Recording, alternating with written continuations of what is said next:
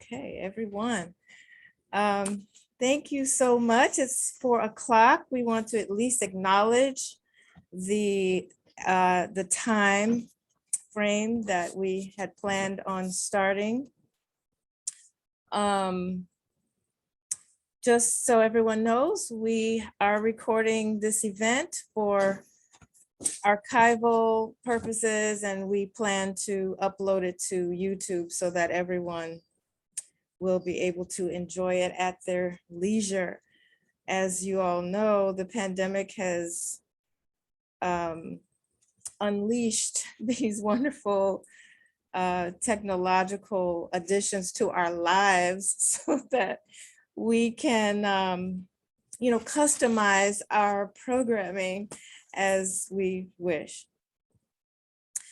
So I want to begin by introducing myself. My name is Nzinga Nomo. I'm the owner of Afriware Books company. Been in business for 28 years, which really always kind of shocks me when I say that. I started off as a classical pianist, became an electrical engineer who did not like to read. And then now I have a bookstore. So I've had an interesting journey. It started when I was 29 years old, and shortly after the Rodney King beating, I wanted to be a part of the solution, was a part of a book club at AT&T Bell Laboratories, which is now known as Lucent. And we started reading Black books like Invisible Man, Miseducation of the Negro, Black Economics. And in reading those, it really just changed my whole perspective and focus. And I didn't feel I was living a fulfilled life in corporate America as an engineer. And so this has been a wonderful unfolding for me as I continue to learn more about our culture. Of course, I was initially shocked by the information I was learning, because though I had a master's degree in electrical engineering, I was not aware of our history. And so that's my little introduction. Now, Afriware Bookstore is located in Maywood, Illinois at afriwarebooks.com. Of course, I invite you to come out and join us. We're here Thursday through Saturdays in person now from noon till 4, and then of course online 24/7. Okay, so if you are here to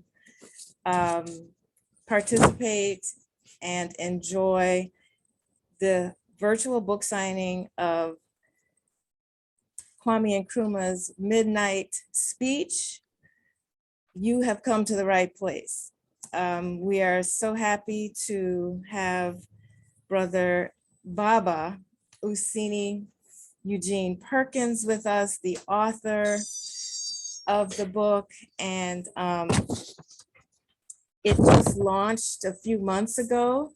So we're right in line with kind of the first viewing of this book. I want to just, the format for today, I'm going to introduce Brother Perkins. I'm going to ask him a few questions, going to be like a Q&A style. That'll happen for about a half an hour. And then I'll definitely open up to your questions. And we're going to follow the lead of some publishers who have, I'll say, cautioned us to have these virtual sessions with a security in place, so that it's just a chat only kind of exchange, because you never know who's popping in sometimes. And we want to just stay on top of the high quality that we expect to enjoy during this program. So Okay, so let me make sure I have all of that in place in a moment here. There we go. And make sure that, yeah, you are able to chat and you are able to start your video. Okay. Allow me to please introduce Baba Eugene Perkins. He is I'm so happy to have known him through the years. He's a distinguished poet, playwright, youth worker, born in Chicago, same year as my father, by the way, 1932, and was exposed to the arts at a young age through his father. He was raised in the housing projects of Chicago, later attended Chicago's Wendell Phillips High School, where he developed an early interest in writing. He has a BS in group work from George Williams College. And after graduation, he worked as a program director for the Henry Horner Chicago Boys Club and also pursued an MS in administration, which he received in 1966. Now, just so you all know, ahead of time, I've asked Baba Perkins, if I've left anything out, I would like him to just feel free not to be shy and totally stretch out on any added accomplishments that he wants to make sure to share with you. Additionally, Baba Perkins became the executive director of the Better Boys Foundation of Chicago, which is a social agency involved in community, social, educational, and cultural development. And there he was a sociologist dealing with troubled youth. Baba Perkins has authored many titles. Of course, the latest one, A Midnight Speech, Nkrumah's Midnight Speech. But some of them are Home is a Dirty Street, and one of our all-time bestsellers, Hey Black Child. This is what they call these days has gone viral, right? Which is such a beautiful thing. That's something so positive for Black children has gotten widespread distribution. In 1986, he became social director for the Chicago Urban League. 2 years later, became chief executive officer of the Urban League of Portland, Oregon. He was also, this was definitely news to me, interim president once he came back to Chicago of the DuSable Museum of African American History. Perkins founded the Association for the Positive Development of African American Youth, which he served as president and became the project director of the Family Life Center at Chicago State University. This one I'm really excited to share. It was definitely news to me, but every February 25th since 1999 was proclaimed Useni Eugene Perkins Day in Chicago. I love it. I love it. So finally, he's also a playwright. So there is access on our website of his play Black Fairy. For those of you who are interested in the audio version, you can download that. And I put all three of those links in the chat for today's book and Hey Black Child and Black Fairy, for those of you who would like to follow up. So without further ado, put your hands together for Baba Perkins. Yay. Okay, everybody's clapping right in the background. So yes, thank you so much for joining us. I wanted to find out first, what inspired you to write? Well, maybe I should start. Let me back up a bit. Let me ask you to just give a general synopsis of what the book is about. And if you could also hold it up for a moment. Okay, there we are. Well, I've traveled to Africa probably about 20 times. Ooh. Most of the times I would visit Ghana. And I have a lot of Ghanaian friends in Chicago. And I became acquainted with Kwame Nkrumah and the accomplishments that he made, being the first prime minister of Ghana, which originally was the Gold Coast. So I decided to write a play. I've also written a play about Kwame Nkrumah. Plays are very difficult to produce.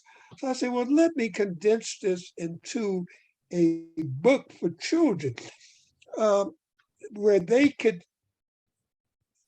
get some idea of who Kwame Nkrumah was.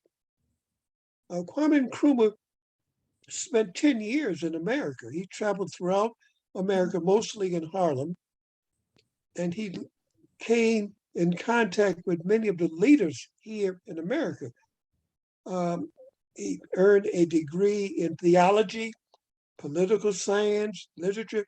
He was a very brilliant scholar.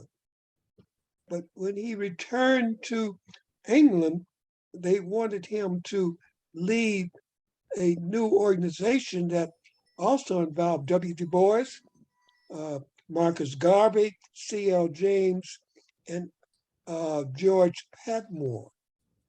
So I just thought it was appropriate to write something about Kwame Nkrumah. And this speech only lasted, I think, 11 minutes. And it gave you a understanding of who Kwame Nkrumah was and would be, and we and why he became a uh, a danger to many of the Western imperialists, because he believed that Ghana would not be free unless all Africa was free. I'm a Pan-Africanist, so I could relate to that. And Kwame Nkrumah, at the offset, when he announced the independence that was originally under the rule of British, they used to say the sun always shines on the British Empire, right? Great Britain owned almost more than a third of the country, that little small country. And we know that in 1899, in the Berlin Conference, that the European powers came together to divide Africa, to keep them from fighting each other, the Portuguese, the French, the English, the Germans, and a few others. And so for over 200 years, Ghana was under British rule. And when he returned to Ghana after touring and being in the States for 10 years, he became the president of the new organization that had been organized to fight colonialism. And he was a very outstanding speaker. And he was arrested several times because the British thought that he was inciting the people for riots. But it was inevitable that eventually Ghana would gain its independence because there was just too much resistance on the part of the Ghanaian freedom fighters to free themselves from the yoke of colonialism, from the yoke of imperialism. And so after being arrested several times, he was asked to write a constitution for Ghana, which he did while he was in prison. And from that constitution came this famous speech that he made on March the 7th, 1957, and it's called the Midnight Speech for Independence. At that ceremony, you had dignitaries from around the world, and even I think Nixon was there. The Duchess of England was there. Of course, W. Du Bois, Dr. Martin Luther King, Adam Clayton Powell. While he was in America, Kwame Nkrumah developed a close relationship with Adam Clayton Powell, who was the pastor of the Abyssinian Church in Harlem. And he spoke at the Abyssinian Church many times. But he also spent time at the controversial places that Father Divine. Many of you probably never heard of Father Divine. Oh, I have. But Father Divine, he was very controversial, but he had these food kitchens that he would give away free food and clothes and other supports to people. And he impressed Kwame Nkrumah. And Kwame Nkrumah wrote his bibliography or memoirs twice, and he mentions Father Divine. So he's mentioned in this book because he had impact on Kwame Nkrumah. And that's why Kwame Nkrumah understood that you had to reach out to the majority of the people, which he did when he became prime minister. So at that famous speech on March the 7th, he said, and I'll try and quote, that Ghana's independence is meaningless unless all African is free. You understand? He became a threat to West imperialism right away. Yes, Because yes. he was talking about a free Africa, not just a free Ghana. So I wrote this, I condensed a play that I have written on Kwame Nkrumah into this text about his speech. But I think what makes this book so meaningful is the illustrator. I have never met her, Laura Freeman. She's the winner of a couple of Coretta Kane's illustrator awards. We have never met, but she captured the essence of the text. A text can only do so much, but it has to be enhanced by the illustrations. Tissa Nzinga mentioned Hey Black Child. Hey Black Child is really taken from a children's play that I wrote called Black Fairy. In this last song in Black Fairy, it was written as a lyric, and somehow it became a poem into itself. Well, all poetry is music.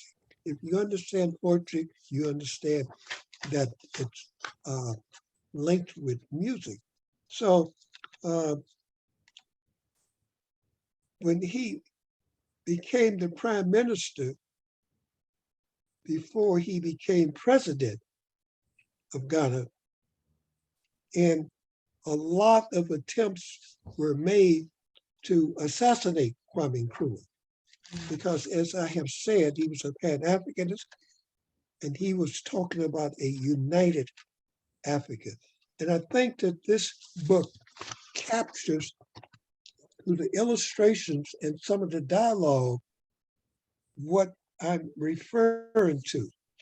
Unfortunately, he was betrayed by some of his own generals, and he went to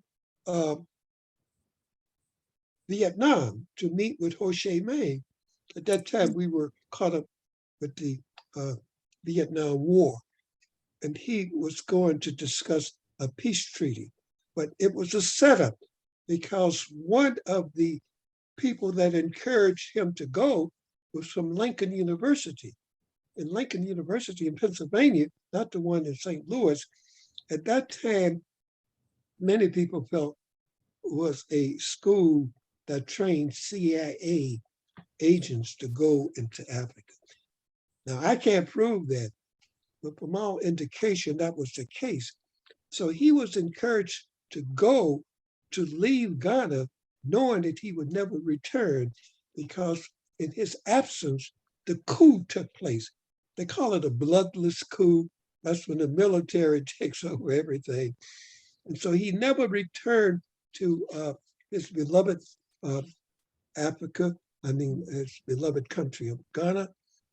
And he became the honorary president of Guinea under Sekou Touré, who honored him because Sekou Touré had so much respect for Kwame Nkrumah. I also need to mention Patrice Lumumba.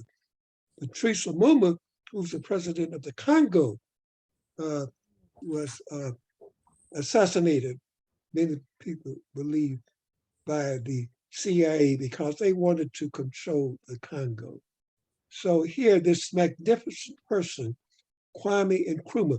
Kwame is taken from the Akan language. It is given, it's part of the culture of the male that is born on a Saturday. So maybe I've talked too much, but No, not at all. illustrations, I think, really enhanced the book. And I'm so grateful that Sister Nzinga, she said she was 29 years old. I don't know. I think she's younger than that. But she has had me at her Afriware bookstores a couple of times, 2 or 3 times, when she was in Maywood. And I've always had the highest respect. And then she was at Trinity United Baptist Church at one time to be the to take care of the bookstore at Trinity, and she was very supportive of me. So I think the sister has made a great contribution since bookstores are becoming fewer and fewer. And we have to be concerned about that because the books reflect our culture. And Sister Nzinga has done everything she could to maintain a large number of books that would be available for reading so that we could have a better understanding of our culture. Because I think as African people, the biggest problem our young people are having, one of the problems is that they have no understanding of their relationship with Africa. And so I think this book here, Kwame Nkrumah, Midnight Speech for Independence, makes an effort to connect us that live in America with Africa and to acknowledge one of the greatest African leaders that has ever lived. So I'm open for questions. I think I talked too long. Gloria, I just want to say hello to you, Gloria. Peace. Hello, darling. How are you? Because you probably know more about Kwame Nkrumah than I do. Gloria, Listen, I have to have an autographed copy of your book right away. I'm so proud of you. You are so consistent. You are so diligent, and you're always acting on our behalf. I appreciate you and love you. Thank you. I'll see that you get one, definitely. Soon. Absolutely. We're going to make that happen. Thank you so much for joining us. I'm so glad that you are focusing on Kwame Nkrumah. When I was preparing for today's event, it's so interesting how when I do research, I go straight to YouTube these days. And I was so happy to find footage of that speech that you spoke of. Now, I had never seen it before, but it was extremely powerful. And what better introduction, I think, to have for the young people to see the the fire and brimstone, I'll say, of his his persona was just, I mean, he was speaking so fast at a certain point, I couldn't make out exactly what he was saying. So I had to, pause it and listen again. But I'm so happy that we're able to flesh out our research with video, and your book was the catalyst for my being exposed to that. So it's so interesting with some customers, we'll talk about how we enjoyed a certain children's book so much because when we were children, we didn't have those positive reflections before us. And that's partially why I didn't like to read. I know that went into it. So when we do read them as adults, we're like having a second childhood. And with that, comes our critical minds, and we start searching for more, and we become all re-inspired as a result of it. And I was thinking when I was reading the date, just the date, 1957, that date should be known as well as, if not better known than 1492, right? That should be better known than that date because it was the beginning of our freedom road. It has that type of importance. And so it is commendable that you chose him in particular for children to be introduced to. So thank you. Thank you absolutely for having that kind of foresight, for the children to start studying his speech, studying. I mean, he left a lot of literature as well. I was so happy that I had this on my shelf, Africa Must Unite. I want to also promote his work, and then how fortunate we are that he documented that time before, during, and after his, I don't want to say reign, but his time as founding president of Ghana. It's so interesting in reading his words that how well they apply to today. It's unfortunate that they still apply to today because we still have work to do, of course. But it is so fortunate that he provides such keen insights to our complex problem. It's not just us versus them, as you stated toward the end of his career as president. His own, our own people plotted against him. And so that's what makes it, not cut and dry. You have to delve deeper to see what else was happening behind the scenes. I mean, what a huge job that was on his shoulders for to be the first. That was a huge task for him to have taken up so well. I also saw that he, somewhere in this book, he mentions the Black Star Line. Can you speak more about that? I wasn't aware. I knew, of course, Marcus Garvey had a ship, bought a ship with contributions from people. I can't speak to, I don't know about the connection, so I would have to do some research myself. Of course, the Black Star was the ship that Marcus Garvey was hoping to take many people from this country to the continent. So Gloria Peace probably, I don't know if she's a Garveyite. I think she is. She could probably respond to that. I don't know, but Kwame Nkrumah was influenced by Marcus Garvey. In fact, he met Amy Garvey in England. Amy is Marcus Garvey's wife, but he never met Marcus Garvey in person. Okay.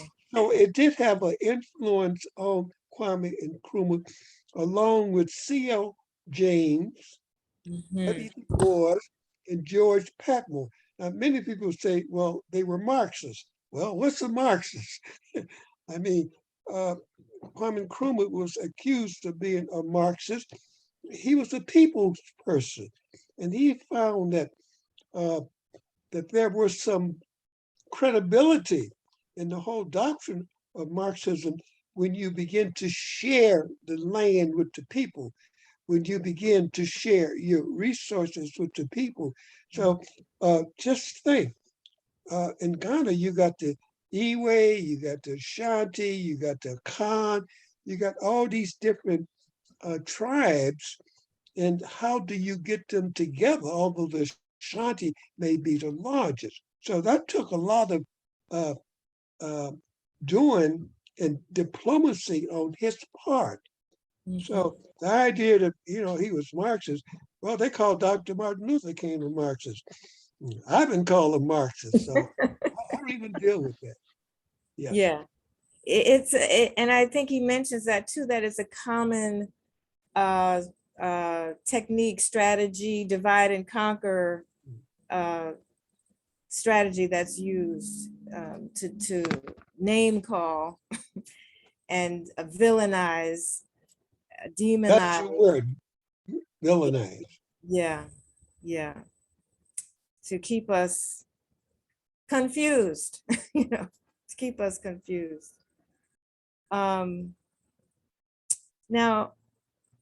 I want to pause here because I did say it about half an hour in, that we would make sure that we're answering questions from any participants. So please put your questions in the chat and I will make sure to check them. Okay, now I'm checking them. There we go. Okay. What else about Kwame Nkrumah? I saw a quote from him in this Africa Must Unite that I wanted to share. Colonialism and its attitudes die hard, like the attitudes of slavery, whose hangover still dominates behavior in certain parts of the Western Hemisphere. I mean, this book was written in, I want to say, 1963. And that statement is just as is true today. Is if not more today. In the book that you have, that you wrote, did you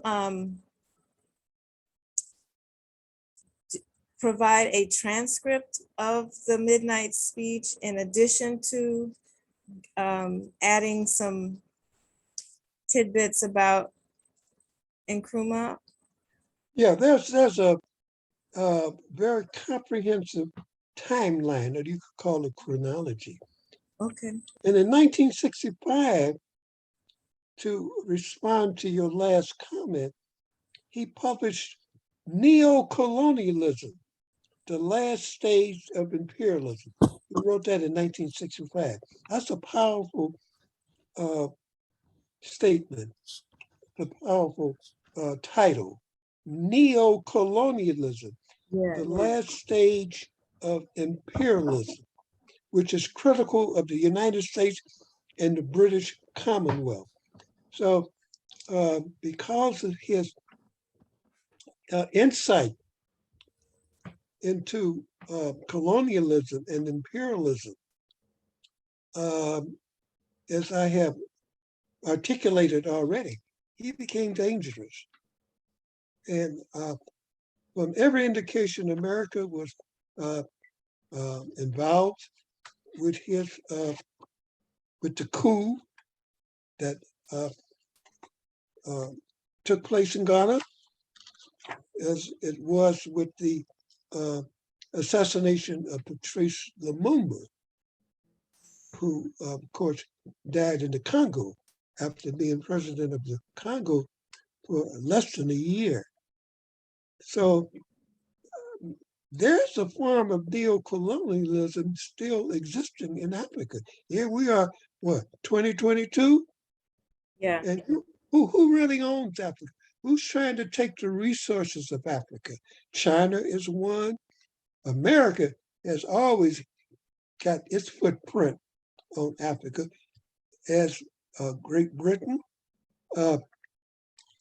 In fact, Portugal is paying France reparation. That doesn't make sense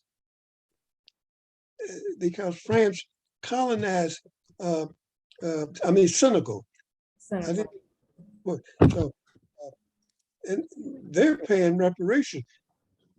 The whole battle for the art that was taken out of Africa. One way you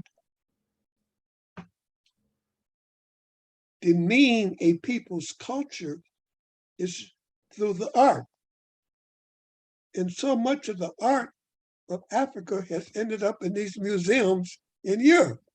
Yes. There's an effort today being made to get this art back. Even in the United States, you go to the museums, and one of the most interesting sections is always African art. Yes. And so there are efforts being made to retrieve the hundreds of valuable art pieces that were taken from the continent of Africa. Which is, a long time coming. It's a small token, of what could be done to start the long process of repair. And it's so much more than just the physical exchange. It's so much more than that, because as it rests in their institutions, they are charging people to view those items. They are making money off of that. So yeah, it's I remember when I went to the Cairo Museum, even though, yes, it's in Africa, it's not controlled, I'll say, by Africans. In my view, it's not. Africans aren't benefiting as they should. I'm glad you brought up Egypt, because Kwame Nkrumah married Egyptian woman.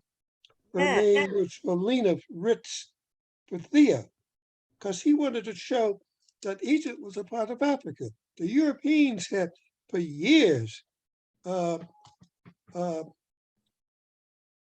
made Egypt a country apart from Africa. In that marriage, it was somewhat controversial. It was a political marriage, but it did bring the two countries together, Egypt and Ghana. So I think they had 3 children. And I understand one of the daughters was in Chicago about 8 or 10 years ago. I wanted to meet her at the time. I didn't get a chance. So that is very significant when you bring about Egypt. We know that's the birth of mankind, um, the birth of civilization, but the Europeans continue to divorce it from Africa because they don't want you to think that uh, this great civilization uh, was a part of Africa, that Africa was just a primitive country. So these are things that uh, we are taught when we are very young, and it's being done very deliberately.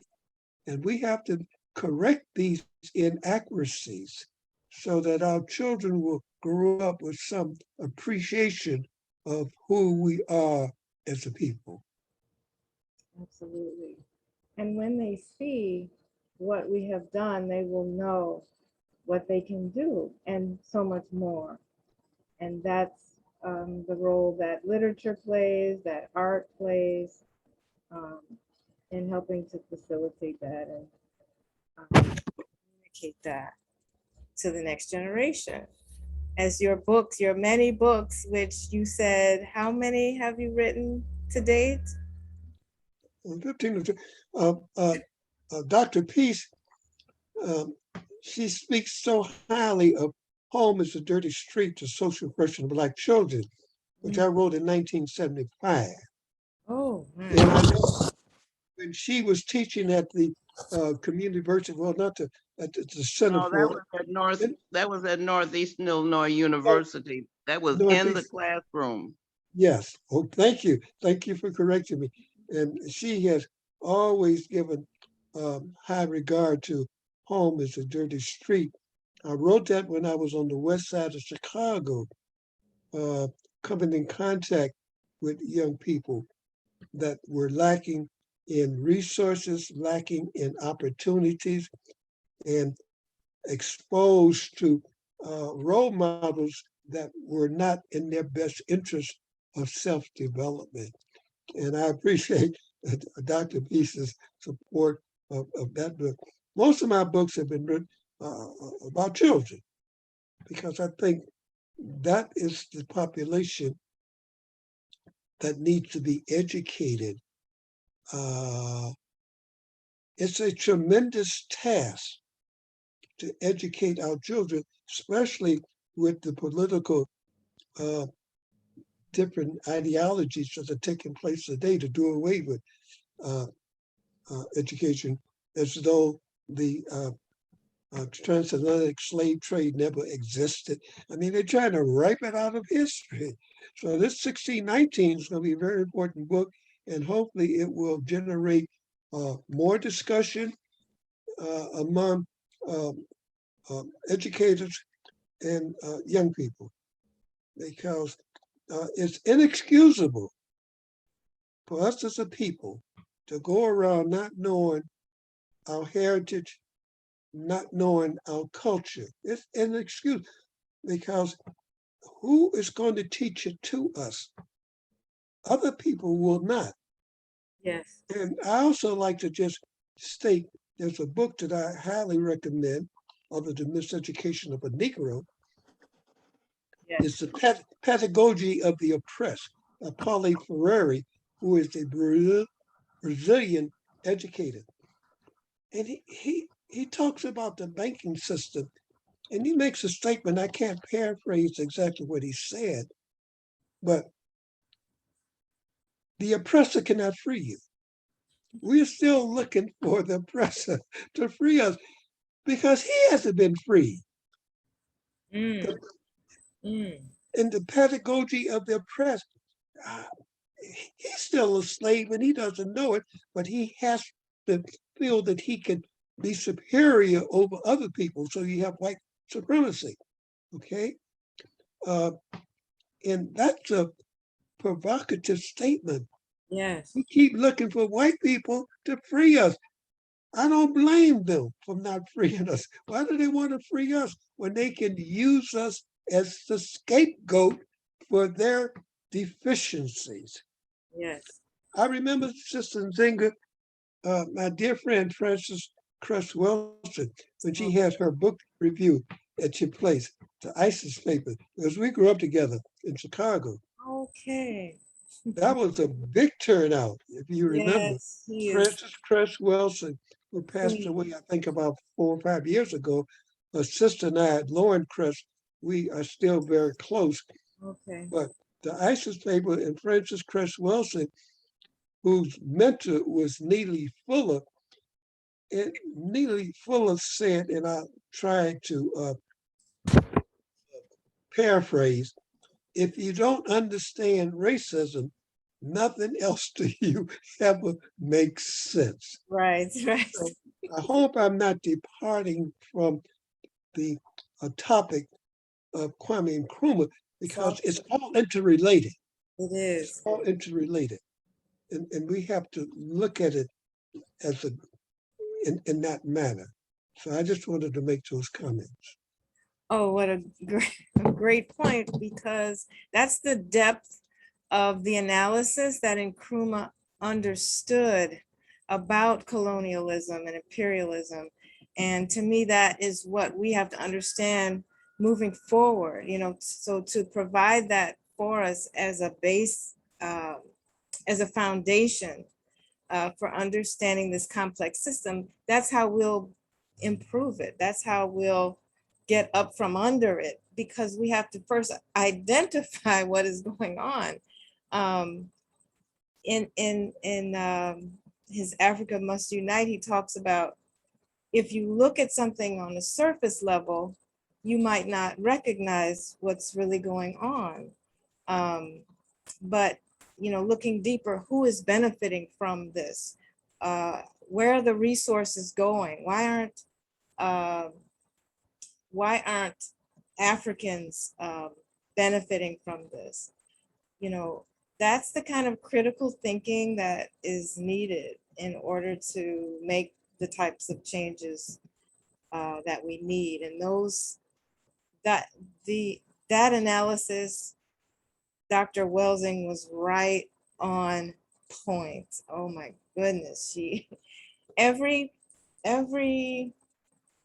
challenge that you could put before her, it always led back to the same psychosis. That was the driving factor. And that was so empowering to me to see that, no, at first it can seem as if it's 10 different things that you're fighting, but it's really just one, an insecurity of our enemies. It's just an insecurity that's being played out on every aspect, all 9 areas that her mentor defined: education, entertainment, labor law. I don't know if I can remember about politics, sex, war. There's 2 I'm missing. Yeah, you came close. Yeah. That's Wonderful. most of them, but you I'm missing 2 of them. I used to have them all down. But yes, I love when you can find a pattern to something. You can then identify it and hopefully isolate it, right? And dissolve it. So very good. I'm so glad you mentioned Dr. Welsing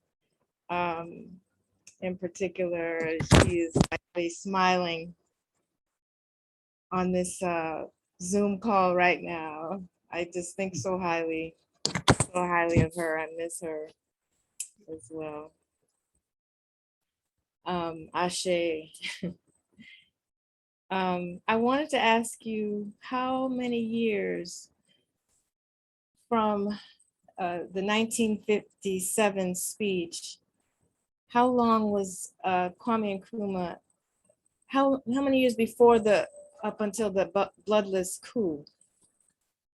When did that occur? And I'm looking at my timeline Okay. on 1966. when he was on a peace mission. On February the 24th, while on a peace mission in Hanoi, Vietnam, to meet with Ho Chi Minh, a military coup took place in Accra, and he never again returned alive to his beloved Ghana.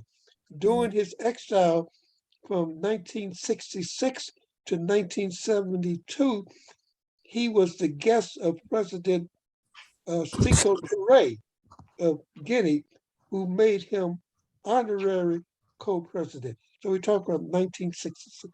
So his term as first prime minister and then president was less than 10 years.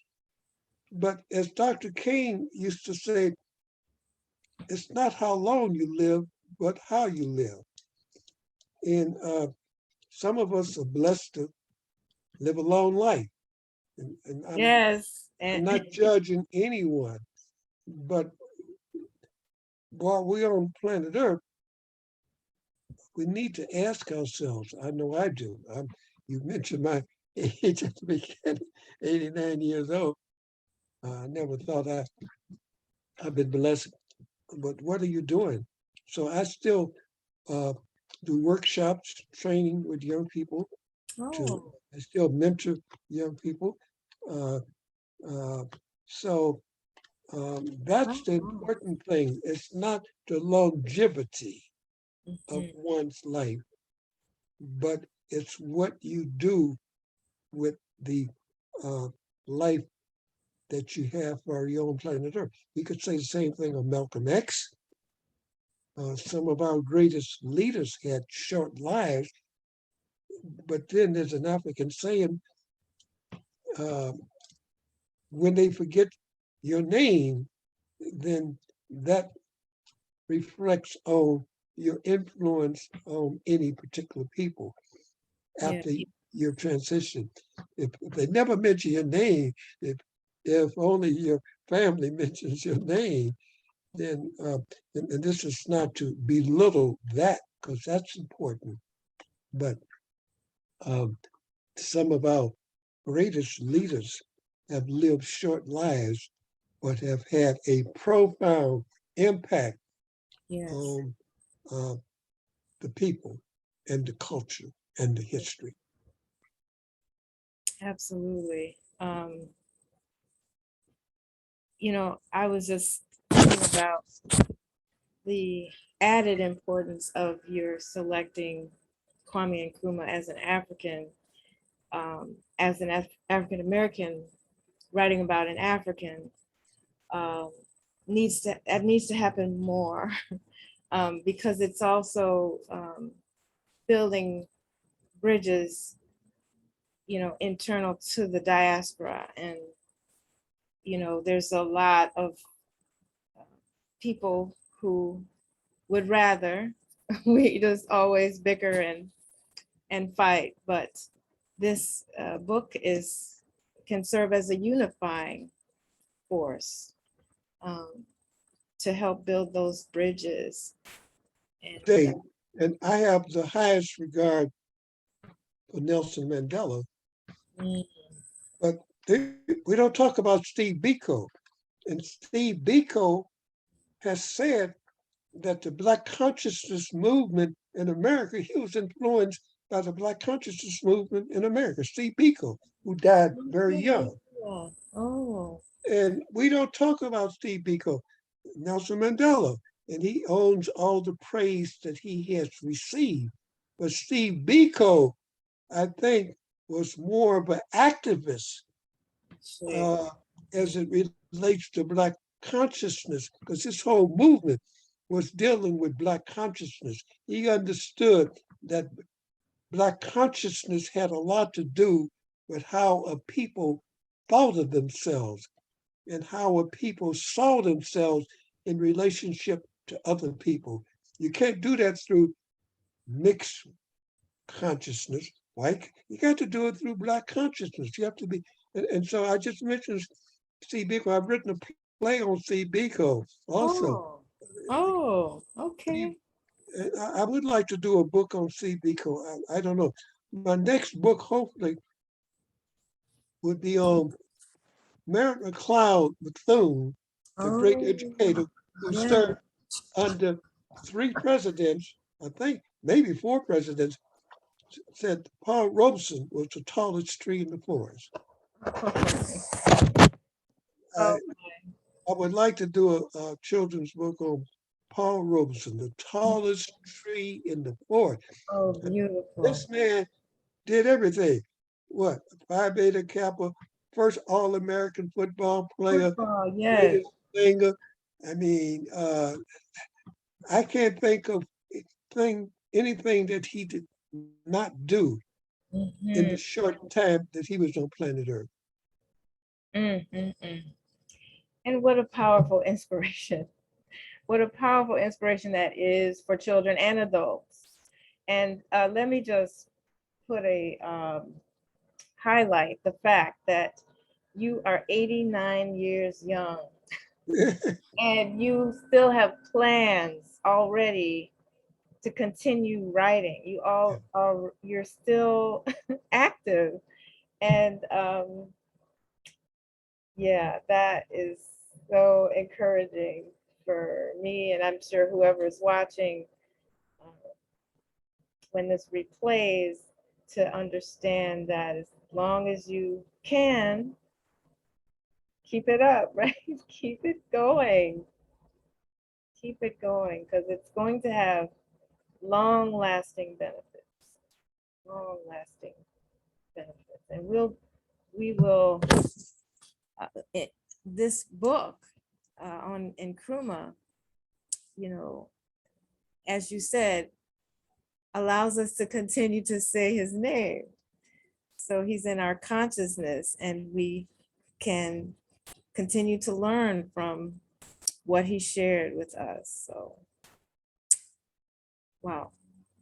Thank you. Thank you. Thank you. Thank you so much, Sister Nzinga, for hosting this book signing. And let's keep in touch with each other. And I appreciate those that may have been on this Zoom. Peace and love to everyone. And I'm Peace so and grateful. love, brother. Thank you so much, Gloria. I love you. And I'm appreciative for the opportunities that I have had in my short career. So we'll see you again. Peace and love. Thank you. Hotep, Oh, thank you all so much. Thank you so much. Hotep. And everybody have a great evening. I'm going to stop the recording. Thank you.